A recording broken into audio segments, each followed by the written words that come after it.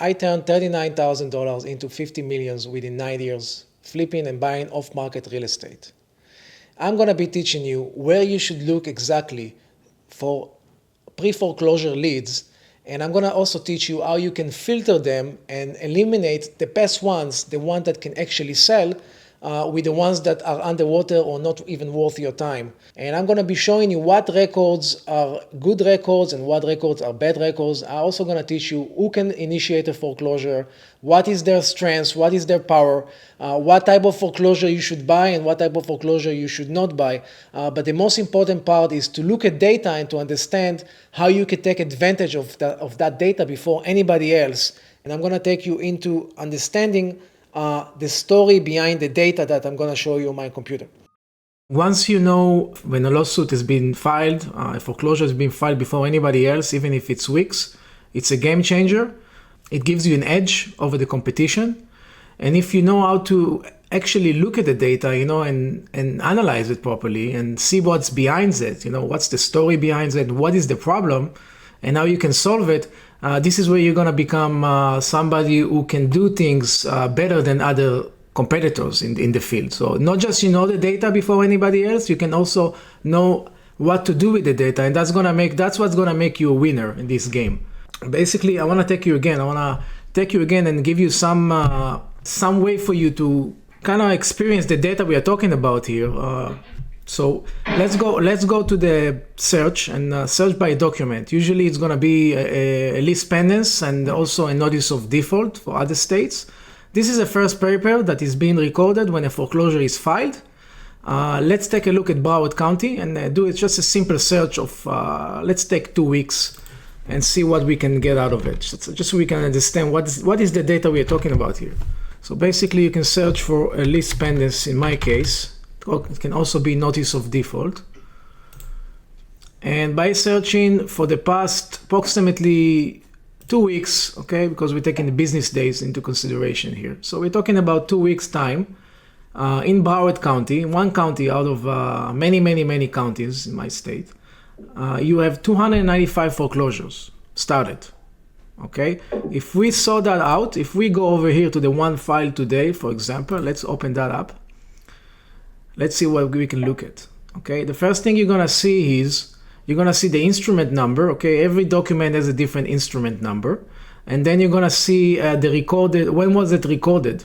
Okay, it was recorded about 15 minutes ago, according to my clock. Okay, now it's 12:39, and this document was recorded about 15 minutes ago. That gives me some sort of an assurance that nobody has looked in this property yet. I mean, even if they looked at that property, what are they able to do with that? Not a lot. Some of the lease pendances or notice of default would include also the property address. This is a new common practice. It hasn't been like this before. Still, a lot of lease pendances and notice of default don't have the property address, and this is one of the data that we're gonna get for the other cases that don't have this information, so we can analyze the property. Before we go to the Excel spreadsheet, I want to make it a little bit simple for you, and I want to compare my spreadsheet with the results of the public record. So to make it simple, I'm just gonna search for today's filing of foreclosures. So I'm gonna change it to the 18th. Today is the 18th of January, and I'm gonna search for the lease pendants or notice of default, because I want to know how many people were foreclosed today in my county, okay, real time. So this is the information I found. I found about 19 foreclosures so far, okay. The type of foreclosures you're gonna find all type of foreclosures. You're gonna find foreclosures that are initiated by the bank.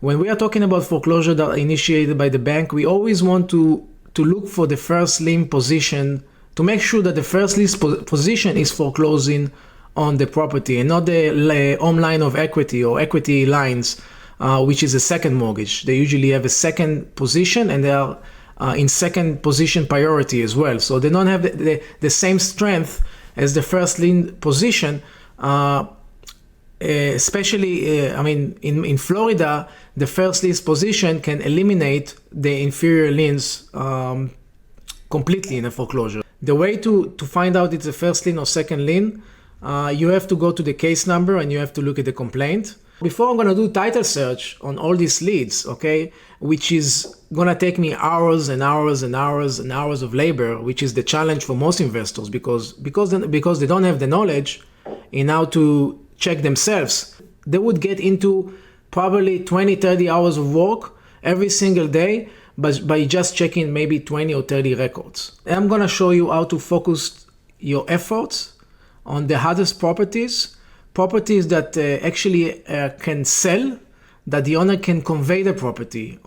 There are also, as I start talking, there are all sorts of foreclosure happening, okay? The foreclosure can be by the bank. When it's the bank, we're looking for the bank to be the first lien's position. Some foreclosure can be initiated by the HOA. Here is an example of the HOA foreclosing, for example. You can see by the name here, the plaintiff is an HOA. Other foreclosures can be divorces, okay? When couple splits, you will see a personal name here suing the other personal name, and I'm not interested in those ones for the time being because I'm looking only for foreclosures with the bank at the moment. So I'm from all of those leads, what I'm going to be concentrating right now is how to find leads with equity, meaning that the owner owes less what his property is worth, and he's in trouble. He's in foreclosure, and the first list position in most cases and the HOA are eating his equity or her equity, because in most cases when somebody goes into foreclosure, they stop paying the HOA, they stop paying the taxes, and then all those parties of interest start making claims against the owner, and that creates a big problem. So instead of handling all those leads, okay, that we saw here, 200 leads or 300 leads, I'm gonna simplify the process. I'm gonna take you to my Excel spreadsheet. I'm gonna show you exactly how I handle the data. Okay. So basically, I'm gonna conduct a search for the same search I search the public record. I can put the start date here, and I can put the end date here. And my first step would be to import the data we saw here, which will include the plaintiff, the defendant, the case number. I also want to know what time it was filed, and the instrument number. So let's go to my Excel spreadsheet and see how I run it.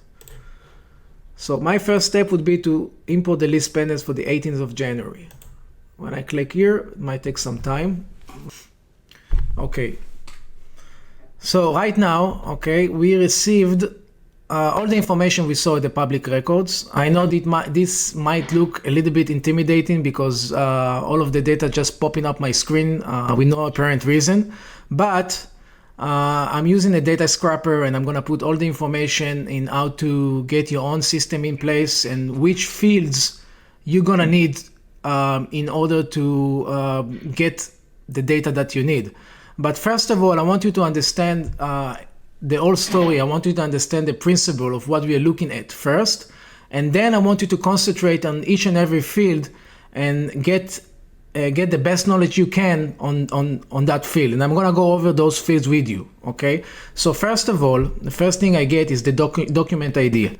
The document ID for me is just something that I created that is linked to the list pendants in the public records. That kind of make my life a little bit easier if I want to check the list pendants without going to the public record and search for it. So if I click on one of those documents, I would get a direct link to the first, most important, I would say, page of the list pendants, especially if I'm missing any information that I want to look at, or I just want to verify that the information I took on Excel are correct. This is another process that is very important, that you always have to cross-reference the information. And that's why I want you to understand the story and not just get stuck on each and every data field right now. Once we get all of the data in place, I'm gonna send all the links and all the documents that you need in order to create something similar like that. The first document I already showed what it means, the document ID, why it's so important for me, for my purpose. Second piece of information is the plaintiff. This is the party who is bringing the lawsuit. So as I said before, Right now, I'm only looking to buy properties with equity, so I'm not gonna be looking at divorce cases or properties that owners that have estates and HOAs. I'm only gonna focus in how to buy properties with equity. The reason I have 19 records here and only 15 records here is because I'm already filtering the leads that are not important to my niche. Okay. So let's go to the next step. I have the plaintiff, I have the defendant, all the names of the people that are being sued. Those are the homeowners in most cases. I have the record date and I have the case number. The case number is a very important piece of information. The case number is the story behind the problem in most cases. So if I go to the case number and I copy it, I'm gonna go to the Clerks of Courts website. And I'm going to enter the case number and I'm going to show you what kind of information you can find and why it's so important to always look at the case number before you do your equity evaluation. What do I want? Storefront. Storefront. Okay. So the first thing you're going to see is the information that were presented in the list pendants information. You're going to see the plaintiff, you're going to see the defendants, you're going to see there is a HOA here as a party of interest as well, and some law group. So here you can find a complaint. The complaint is usually filed together with the list pendants at the same time. So let's go inside the complaint. This is basically the claim of the plaintiff. Whatever is asserting, you can read about it here. And what we are looking at right now, before we get into detail, is we're looking to know how much the plaintiff is suing for, how much money is owed to the plaintiff, and when the default occurred. What date the defendant stopped paying their mortgage. This is two pieces of information that we're gonna have to find in some cases manually. It's not time consuming if you focus on just looking on those two items, but at the same time I suggest that once you do so, go over every piece of document that you find along the way and just read about it. The more documents you're gonna be reading, the more the puzzle is gonna click into your mind. The more the story is gonna come and make sense to you. So what I'm looking for right now, I'm looking to see when the default occurred and how much is owed. So you can see here in section 11, the plaintiff is demanding for $466,000. The defendant stopped paying about in 2013, in December of 2013. It's been like over 5 years now since the bank started the foreclosure against that homeowner. When I look at this, I add up another 5 years of interest, late fees.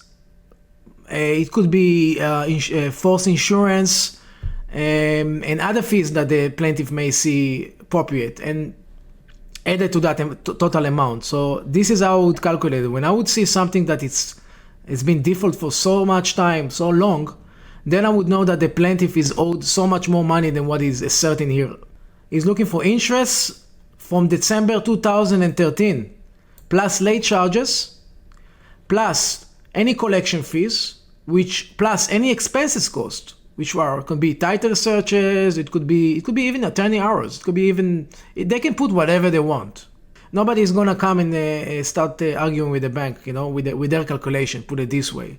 It's very important that you know the story, because if you're not gonna be able to understand the problem the defendant is facing, you're not gonna be able to resolve it. When somebody is selling out the property, the first thing you want to know is why he's selling the property.